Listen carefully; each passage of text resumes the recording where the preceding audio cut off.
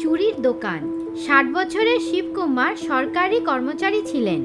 উনি ওনার কার্যকালে উনি ওনার 3 ছেলেকে ভালো পড়াশোনা করিয়ে ভালো চাকরি পাইয়ে দিয়েছিলেন। ছেলে 3 জনই পড়াশোনা করে নিজের পরিবারকে নিয়ে বিদেশ চলে গেল, আর শিবকুমার নিজের স্ত্রী রামবতীর সঙ্গে একা থেকে গিয়েছিল। ওগো শুনছো, আজকে খুব ঠান্ডা পড়েছে, 1 কাপ চা পাওয়া যাবে কি না? ও আমার স্বামী, এক্ষুনি আনছি চা। আগের মতন তাড়াহুড়া করতে পারি না আমি আর এখন। আগের মতন যুবতী নেই আর আমি। 60 বছর বয়স হয়ে গেছে আমার। এখন আস্তে আস্তেই কাজ করতে পারি আমি। কে বলেছে তুমি বুড়ো হয়ে গেছো? তুমি এখনো আমার আগের মতন রামবতী। আর মাখন লাগাতে হবে না, এনে দিচ্ছি চা। সারা দিন চা খাওয়া ছাড়া আর কি কাজ আছে? 60 বছর কাজ করলাম, এটা কি কম? দেখো, তোমার 3 সন্তানকে বিদেশে পাঠিয়ে দিয়েছি। হ্যাঁ, এর জন্যই তো জন্ম দিয়েছিলাম আমি ওদেরকে। কি তুমি ওদেরকে বিদেশে পাঠিয়ে দাও, আর আমি আর তুমি এখানে বসে উনুন ধরাই? আমাদের 3 সন্তানের আমাদের আর প্রয়োজনই নেই তো আমি আর কি করব? আমি ওদেরকে ভালো শিক্ষা দিয়েছিলাম, আর আজকে আমরাই ওদের জন্য বোঝা হয়ে গিয়েছি। ঠিকই বলেছে কেউ, মা বাবার জন্য সন্তান কখনো বোঝা হয় না, কিন্তু বাচ্চাদের জন্য বাবা মা বোঝা হয়ে যায়। আরে তুমি চিন্তা কেন করছো? আমি আছি না, এখনো আমি বেঁচে আছি, আর আমার হাত পাও এখনো সুরক্ষিত আছে। ওরা 3 জন যদি আমাদেরকে ছেড়ে বিদেশে চলে গেছে তো কি হয়েছে? রিটায়ারই তো করেছি, কিছু কাজ করে নেব আর আবার পয়সা নিয়ে আসব। হায় রে আমাদের কপাল, এখন এই বয়সেও ওনাকে কাজ করতে হচ্ছে। কি লাভ এরকম সন্তানের? দুনিয়া ছেলের জন্যে কি এই দিন দেখার জন্যই এত প্রার্থনা করে? পরদিন শিবকুমার চাকরি খুঁজতে বেরিয়ে পড়ল, কিন্তু ওনাকে কেউ এই বয়সে চাকরিতে রাখলো না। উনি নিরাশ হয়ে বাড়ি ফিরছিলেন তো উনি একটা চুড়ির ফ্যাক্টরি দেখতে পেলেন, আর উনি ফুটপাতে চুড়ি বিক্রি করবে বলে নির্ণয় নিলেন। রামবতী, দেখো আমি তোমার জন্য কতগুলো চুড়ি নিয়ে এসেছি। এখন তুমি তোমার ইচ্ছে মতন চুড়ি পরতে পারো। আরে এটা কি? এখন তুমি সরকারি চাকরির থেকে রিটায়ার হয়ে চুড়ি বিক্রি করার কাজ করবে? কোনো কাজ ছোট বড় হয় না রামবতী। যদি পেট ভরতে হয় তাহলে কিছু না কিছু করাটা প্রয়োজন। আমি ঠেলা করে চুড়ি বিক্রি করে আসি, যা পয়সা পাবো তা দিয়ে রাশন নিয়ে আসব। শিবকুমার চুড়ির ঠেলা নিয়ে বিক্রি করার জন্য বেরিয়ে পড়ল। উনি গলি গলি গিয়ে আওয়াজ দিল, কিন্তু ওনার চুড়ি বিক্রি হলো না। উনি রাস্তার ধার দিয়ে যাচ্ছিলেন কি একটা ধনী ছেলে গাড়ি নেশা করে চালাচ্ছিল ও ওর গাড়ি ঠেলার সঙ্গে ধাক্কা দিয়ে চলে গেল, যার জন্যে ওনার চুড়ির ঠেলা উল্টে গেল আর সমস্ত চুড়িগুলো ভেঙে গেল। আরে এটা কি? আমার সমস্ত চুড়ি ভেঙে গেল। 2 পয়সার রোজগারও হলো না, আর যা লোকসান হলো সেটা আলাদা। খেলাম দিলাম কিছুই না, গ্লাস ভাঙলাম 12 আনা। এখন আমি রামবতীকে কি বলবো? আমি ওকে বলেছিলাম কি উনুন ধরিয়ে রেখো, আমি রাশন নিয়ে আসবো। এখন তো উনুন কি, বাড়িতে রাশনই যাবে না।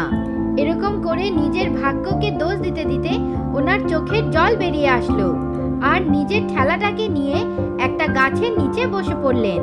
ক্লান্ত হয়ে পড়ার জন্যে কাঁদতে কাঁদতে কখন জানি ওনার চোখ লেগে গেল। ওনার যখন চোখ খুলল তো উনি অবাক হয়ে গেল।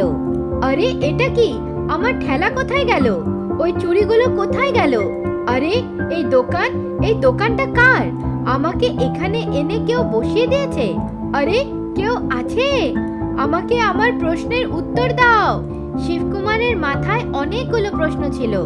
কি ওনাকে এই দোকানে কে বসিয়ে দিয়েছে, আর ওই দোকানটা কার? উনি নিজের প্রশ্নের উত্তর খুঁজছিলেনই কি তখনই দোকান থেকে একটা আওয়াজ শোনা গেল, শিবকুমার, শিবকুমার। কে কে ডাকছে আমাকে? শিবকুমার, যেখানে আপনি বসে আছেন সেটা একটা জাদুই দোকান। এটা তোমার পূর্বপুরুষের দোকান, আর আমি তোমার সাহায্য করার জন্য এসেছি। তুমি চিন্তিত ছিলে, আর আমি তোমাকে চিন্তায় থাকতে দেখতে পারছিলাম না। আমি জাদুই দোকান, যার সাহায্যের প্রয়োজন হয় আমি তার সাহায্য করি। পূর্বপুরুষের দোকান, কিন্তু আমার পূর্বপুরুষেরা তো কখনো চুরির দোকান দেয়নি, আর নাই আমি কখনো কারোর কাছে চুরির দোকানের কথা শুনেছি। শিবকুমার, এটা তোমার পূর্বপুরুষের দোকান ছিল, আর চুরি বিক্রি করা তোমার বংশ পরম্পরার কাজ।